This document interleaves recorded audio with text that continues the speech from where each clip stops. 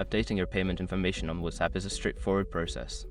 Follow these steps to ensure your payment details are current. Step 1. Open WhatsApp.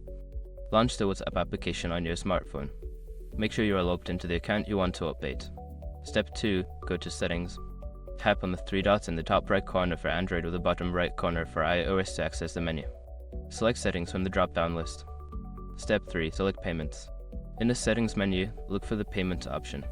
Tap on it to view your current payment methods and options. Step 4. Update payment information. Choose the option to add or edit your payment information. Enter your new payment details as required, such as card number, expiration date, and CVV. Step 5. Confirm changes. After entering your new payment information, review it for accuracy.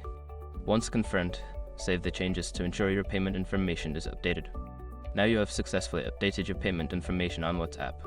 If you encounter any issues, consider checking the help section within the app for further assistance.